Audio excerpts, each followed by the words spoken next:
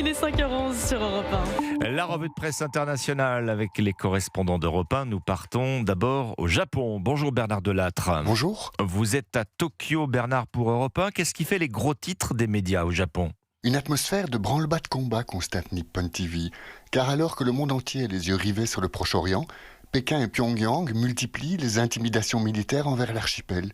Aussi, le gouvernement a-t-il décidé de doter l'ensemble du pays d'abris antimissiles souterrains, seuls 7% des abris existants étant en sous-sol, dès lors à 100% sûrs, rappelle le journal Yomiuri.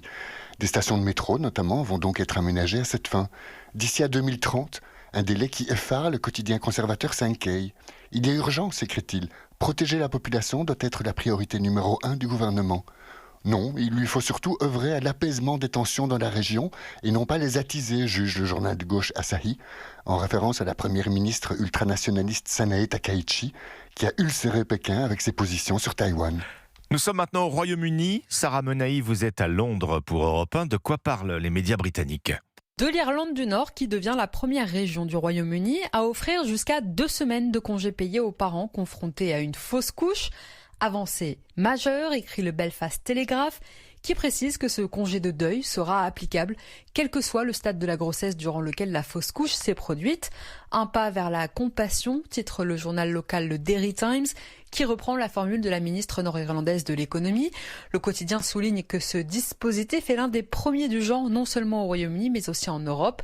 Pour moi, cela aurait pu tout changer, confie Erin à la BBC, qui estime que cette nouvelle mesure permettra aux couples, d'une part, de se sentir reconnus dans leur souffrance et d'autre part de lever sur les femmes la pression sociale, les invitant à retourner rapidement travailler après une fausse couche. Nous partons enfin en Égypte avec Nour Abdelbasset, correspondante d'Europe 1 au Caire. De quoi parlent les journaux chez vous ? De l'interdiction pour les Égyptiennes d'occuper des métiers de service, de restauration ou d'aide à domicile dans les pays du Golfe. Pour justifier cette mesure, le ministère du Travail s'appuie sur des rapports alarmants, explique El Ahram.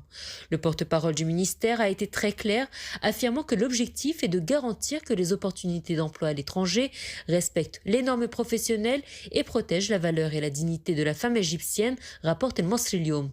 Mais cette volonté de protéger leurs valeurs fait grincer des dents dans les colonnes économiques d'Al Borsa. On y rappelle qu'avec moins de 17% de femmes actives, restreindre ces débouchés officiels pourrait s'avérer contre-productif. Le journal s'interroge même, en fermant la porte légale au nom de la protection, l'État ne risque-t-il pas d'ouvrir malgré lui celle de l'exil clandestin ? Nour Abdelbasset, correspondante d'Europe 1 en Égypte. C'était votre revue de presse internationale.